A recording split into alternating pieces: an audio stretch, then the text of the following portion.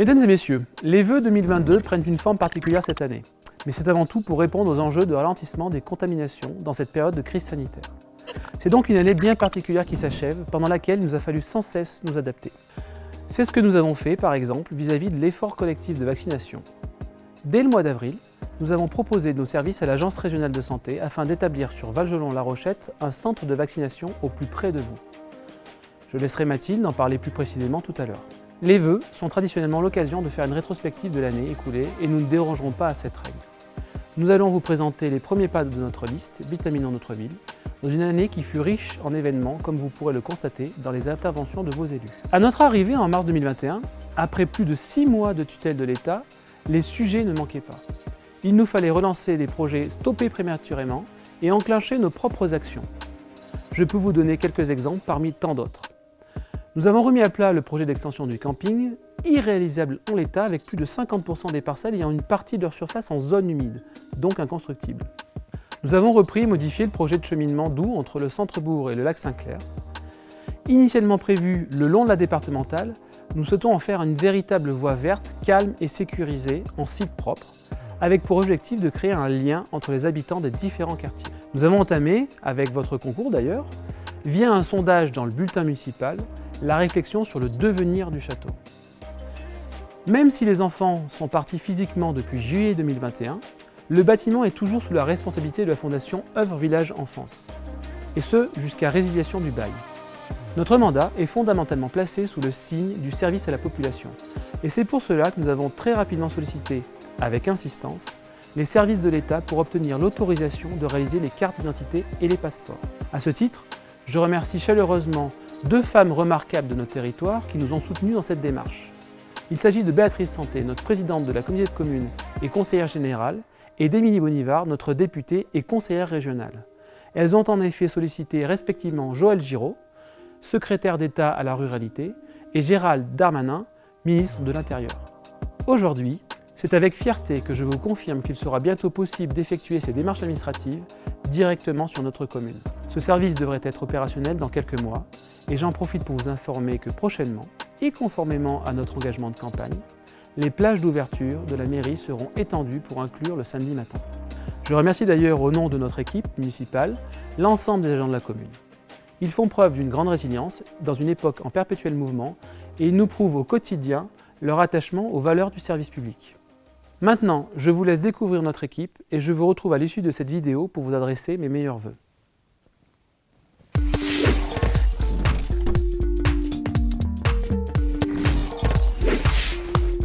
La sécurité routière dans la commune est une de nos principales préoccupations. Après avoir reçu et écouté de nombreux résidents de divers quartiers, il ressort au moins 5 points noirs dans notre localité. Pour chacun de ces endroits problématiques, un état des lieux factuel sera réalisé avec des outils de mesure spécifiques. Il s'agit en effet d'un prérequis pour mettre en place d'éventuels aménagements dans les prochaines années. Les lieux en question sont les suivants. La rue de la République et la rue Neuve, les abords des écoles et notamment de l'école élémentaire, l'avenue Robert-Franck, la traversée des Tables, surtout la ligne droite des Granges, et enfin la traversée de Valgelon-La Rochette par la RD 925. Concernant ce dernier point, une étude complète de la portion partant du rond-point du lac Saint-Clair jusqu'au feu des Rubattes est d'ores et déjà lancée, avec 3 axes forts: réduction de la vitesse, sécurisation des traversées piétonnes et embellissement des abords. En tant que maire délégué des Tables, je suis très heureux de vous annoncer la réalisation du projet suivant au parking du Villaret dans l'année 2022. La déconstruction de la vieille grange, la réalisation d'une dizaine de places avec sol perméable et l'installation d'une aire de jeu pour les plus jeunes. L'entrée de la commune déléguée n'en sera que plus agréable.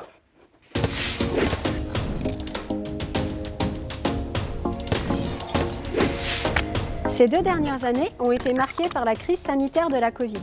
Nous y avons répondu par la mise en place d'un centre de vaccination en partenariat avec l'Agence régionale de santé, la communauté de communes et la communauté professionnelle territoriale de santé. Près d'une trentaine de journées de vaccination ont été organisées au cours desquelles plus de 4600 injections ont été réalisées.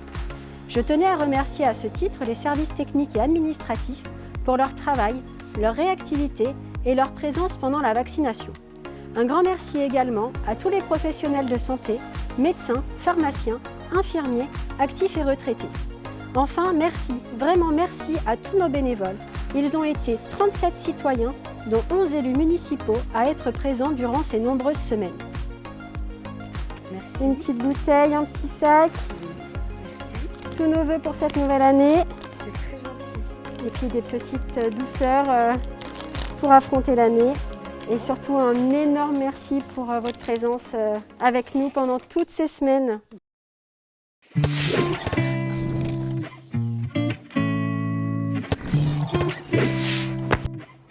Au cœur des actions sociales, le Centre communal d'action sociale, qui est le CCAS, regroupe la résidence autonomie et le SIAD, qui est le service de soins infirmiers à domicile. Il est dirigé depuis septembre 2021 par Madame Piera Barafranca. Concernant la résidence autonomie, elle est composée de 46 chambres et affiche un taux d'occupation de 100%. Ces chambres sont rénovées à chaque changement de résident et des animations sont proposées régulièrement, à savoir des ateliers, des spectacles ou parfois des sorties. Je vais maintenant vous parler des actions sociales depuis le début de notre mandat. Donc nous avons pu déjà, en partenariat avec les assistantes sociales, accompagner des dizaines de personnes en situation difficile dans leur recherche de logement social sur la commune et nous avons engagé une démarche de lutte contre les logements insalubres. Dans le cadre de notre action pour l'identification des personnes isolées et dans l'hypothèse de situations difficiles telles que les canicules, vous pouvez vous rapprocher du CCAS pour inscrire quelqu'un. Parmi les actions proposées, donc en juin, des entrées piscines ont été distribuées aux bénéficiaires de la Croix-Rouge. Et en décembre, plus de 250 colis de Noël ont été distribués aux personnes de plus de 80 ans pour leur plus grand plaisir. Et j'adresse un grand merci d'ailleurs aux personnes bénévoles qui ont préparé et distribué ces colis. De nombreux projets restent encore à venir, comme la poursuite et le renforcement des liens intergénérationnels, dès que la situation sanitaire le permettra. La mise en place d'un guide regroupant l'ensemble des partenaires médico-sociaux pouvant être contactés suivant le type de difficultés rencontrées. Nous allons également proposer des sujets sociaux d'intérêt public qui pourront être portés par différents partenaires. Par exemple, l'aide aux aidants, des actions proposées par 60 millions de consommateurs, etc.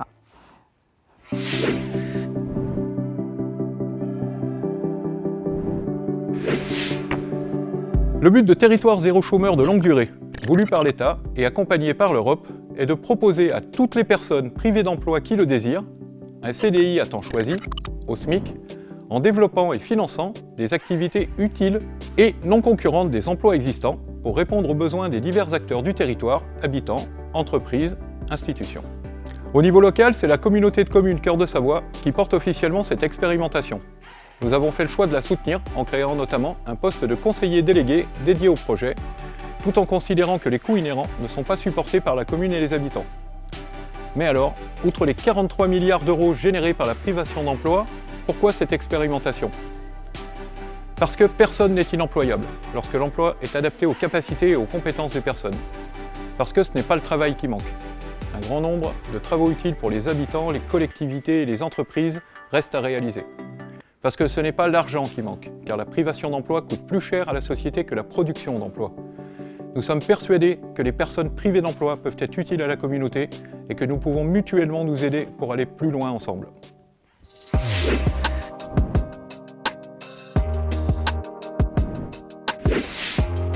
Dans l'équipe municipale, Morgane est en charge du cadre de vie. Elle ne peut pas être présente avec nous aujourd'hui car elle vient d'être maman et nous lui adressons à ce titre toutes nos félicitations. J'ai le plaisir de vous présenter le fruit de son travail. Notre élection a été tardive, mais à peine en fonction, un premier challenge s'offrait à nous. Réussir le fleurissement pour la saison estivale. Il faut savoir qu'en temps normal, les essences sont choisies presque un an en avance, sans nous décourager, et avec les services techniques, nous sommes donc immédiatement mobilisés pour faire un état des lieux, rencontrer les fournisseurs et passer les commandes. Cela nous a permis de tenir les délais et d'assurer le joli fleurissement que vous avez pu observer cet été. En parallèle de ces actions, il nous est vite apparu évident qu'une sérieuse opération de nettoyage de la commune était nécessaire. Le mobilier urbain, les jardinières, les bassins ainsi que le parvis de l'église ont été nettoyés et rénovés. Plus récemment, nous avons été bien occupés par la période de Noël puisque nous avons souhaité moderniser les décorations installées sur la commune. Nous avons ainsi fait l'acquisition de projecteurs pour l'église et l'école de la Neuve, de nouvelles décorations pour les mairies des Tables et de la Rochette, de guirlandes stalactites pour l'Araucaria Place Albert Ray et surtout d'un grand Père Noël en 3 dimensions que nous avons installé au centre-ville.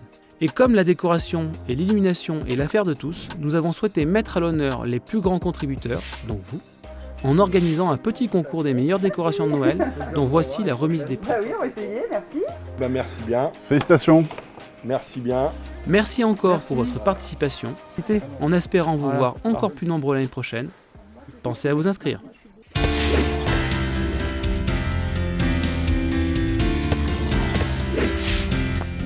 Depuis notre arrivée, nous avons réalisé certains travaux dont les plus visibles sont la destruction de vieux bâtiments au Boulodrome et à l'école de la Croisette, la mise en place d'un nouvel abribus place de la mairie, le terrassement d'un espace de stationnement à étable et la construction d'un nouveau columbarium et d'un jardin des souvenirs au cimetière de La Rochette.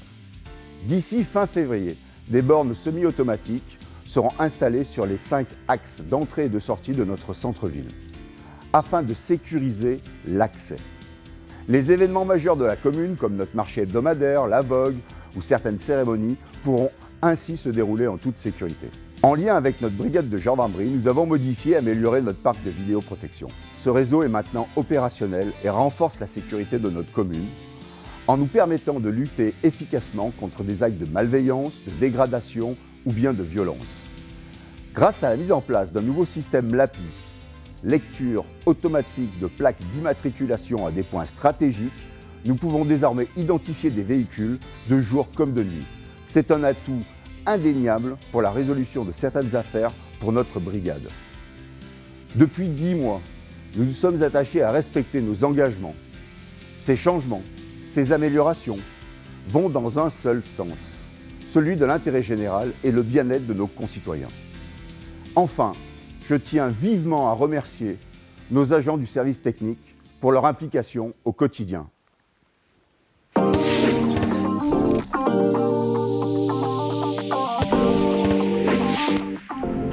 Une de nos missions est de trouver des financements et à ce titre, le programme Petite Ville de demain, lancé par l'État en octobre 2020, prévoit une aide de 3 milliards sur 6 ans pour favoriser le développement de 1600 villes de moins de 20 000 habitants. Pour la Savoie, 14 communes dont la nôtre ont été retenues pour un budget de 3 millions d'euros.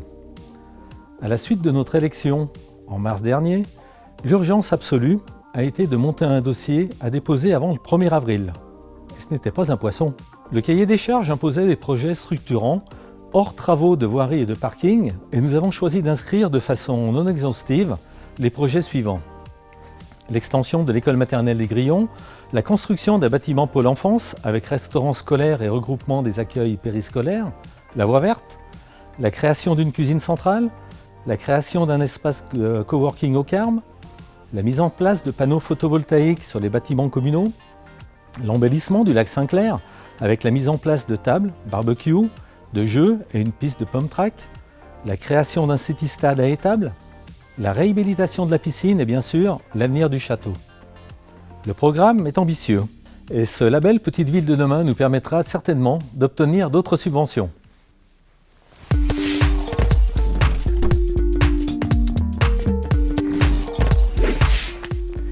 Concernant les écoles, notre objectif est simple, faciliter la vie des familles.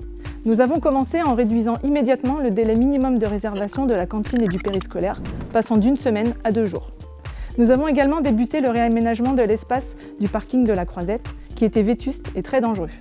L'agrandissement de l'entrée et de la sortie a été réalisé très rapidement et a déjà permis de fluidifier la circulation. L'ancien bâtiment de la Croix-Rouge a été détruit et la façade de l'école du Haut a été repeinte. La fin de ces travaux est à venir avec la création de places de parking et d'un vrai chemin piétonnier.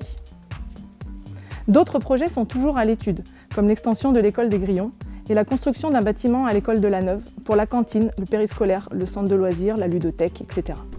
Pour le volet associatif, nous avons fait face cette année à la fermeture du centre de vacances du Castellet. De nombreuses associations se sont retrouvées sans salle pour pratiquer leurs activités, mais nous avons heureusement réussi à rapatrier tout le monde dans les infrastructures de la commune.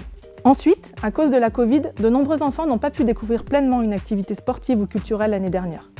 Nous avons donc assoupli l'utilisation des chéquiers découvertes pour cette année scolaire en augmentant le montant pour la 2e année de pratique et en élargissant ce dispositif au 6e. Enfin, la vie associative s'améliore avec l'achat de nouveaux barnums et le projet d'aménagement d'un nouveau dojo au gymnase de la Cétaz.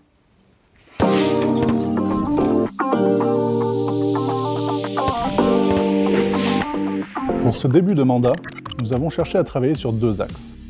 Tout d'abord, les grands rendez-vous, les événements qui jalonnent chaque année la vie de notre commune.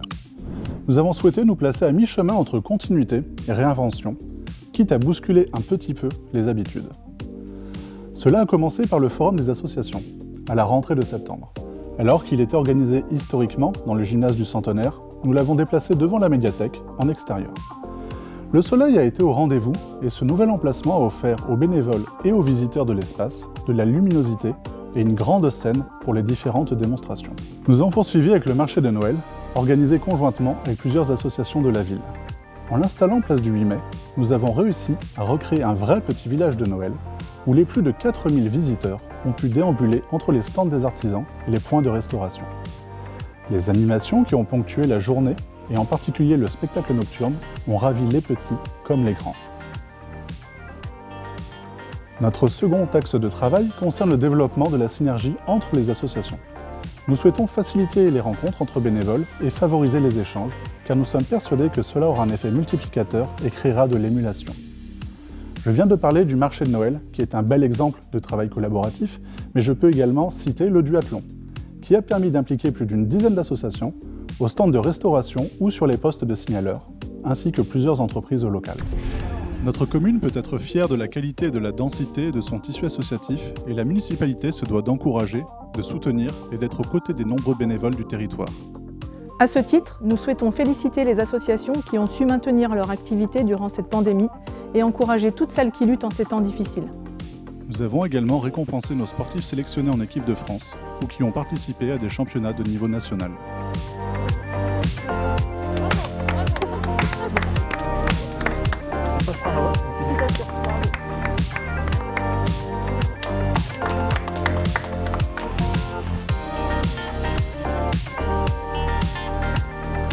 En parallèle de tout ça, nous travaillons également avec les services de la mairie et la commission associée à moderniser notre communication.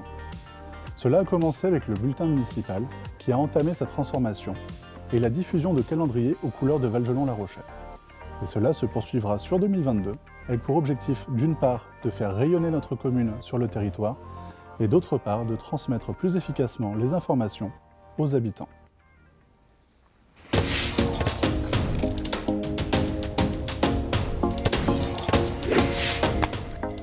En ces temps résolument moroses, je voudrais vous adresser un message d'espoir.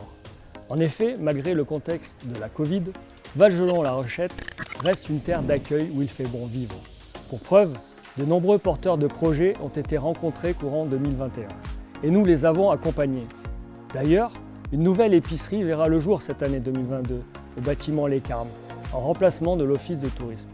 Cette épicerie proposera des produits locaux issus de l'agriculture régionale et vrac. Toujours dans ce même bâtiment, nous souhaitons ouvrir en 2022 un espace de coworking afin de renforcer l'attractivité de notre centre-bourg et de répondre aux nouveaux besoins du monde du travail. Bien entendu, à chaque fois que cela est possible, nous soutenons toutes les manifestations festives. La Vogue 2021 en est un bel exemple, où chacun, le temps de quelques jours, a pu s'évader et se détendre en toute sécurité. Je terminerai par dire merci à tous nos commerçants qui font de Valgelon-La Rochette ce qu'elle est, et j'en profite pour souhaiter la bienvenue à tous les nouveaux installés. Je compte sur chacun d'entre vous pour continuer à vous investir à nos côtés afin de perpétuer la vitalité de notre commune.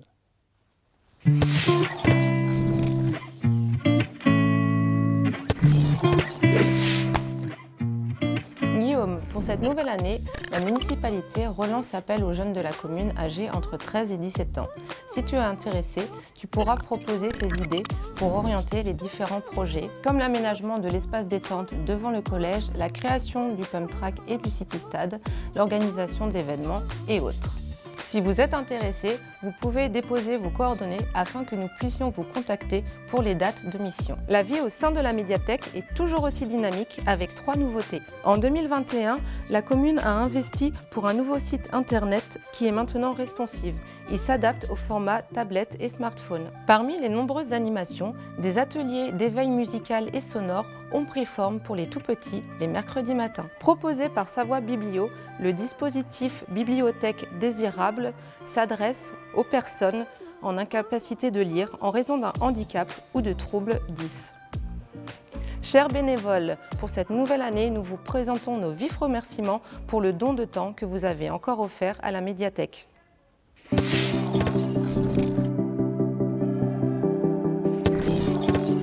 Après les élections municipales de mars, la première action de notre équipe a été de réaliser un état des lieux des conditions de travail des agents communaux.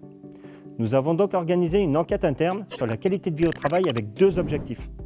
D'abord, dresser un état des lieux de l'ambiance dans les services, puis donner la parole aux agents pour qu'ils puissent exprimer ce qui leur tient à cœur sur leur quotidien.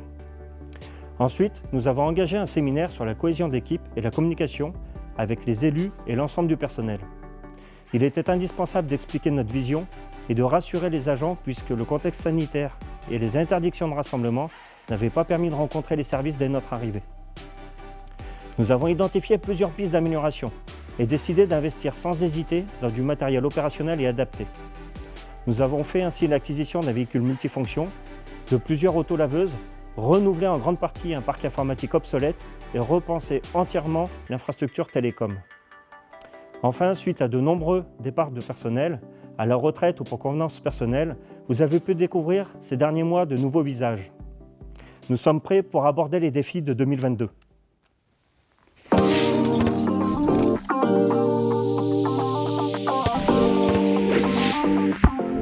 Évaluer les actions réalisées et celles à venir est une priorité de l'équipe municipale. Quel que soit le sujet, le taux de radon à la Croisette, la fréquentation de la Vogue, la satisfaction du marché de Noël et même l'extension du camping, nous n'aurons de cesse d'évaluer la pertinence financière, sociétale, environnementale et organisationnelle dans l'intérêt général et en particulier dans celui de nos concitoyens. La démarche qualité et la relation aux usagers est aussi une action forte de notre mandat. Chaque citoyen a le droit au meilleur accueil et à l'assurance que sa demande sera suivie dans les meilleurs délais et fera l'objet de la réponse la plus appropriée. Nous viendrons d'ailleurs régulièrement vous consulter au travers d'enquêtes, de sondages et de boîtes à idées pour construire avec vous notre petite ville de demain. Pour finir, je vous rappelle également la mise en place de la ligne régulière On Covoite, dans laquelle nous sommes totalement impliqués. En effet, nous avons souhaité soutenir cette réponse faite aux usagers dans leur demande de nouvelles mobilités.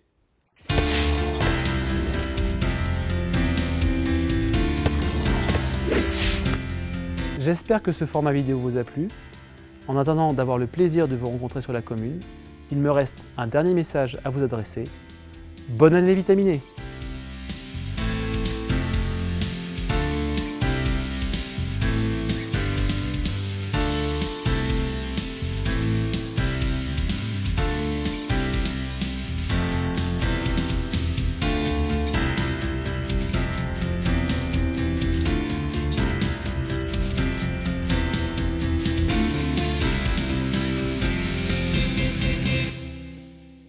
Le cahier des charges exigeait des projets structurants.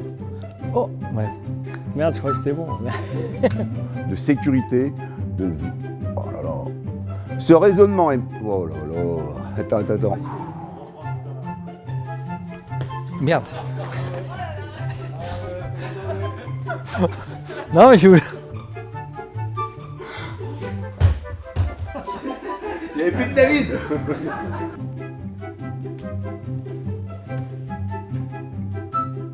Peut-être la refaire en te regardant. Pose l'orange après. Je dunk ou je pose? Moi, je la ferais vraiment en Ninja Warrior. Mais je suis pas sûr que ça soit top. Ça vous va? Merci. L'entrée de la commune déléguée n'en sera que plus agréable. Bravo. J'ai les jambes qui bougeaient. Et toi, tu restes derrière comme ça? Bah ouais, comme une potiche. Bon, mais ça fait con. Tu peux pas faire quelque chose? Bah on applaudissait nous à chaque fois. Ah bon, d'accord. Ensuite, à cause de...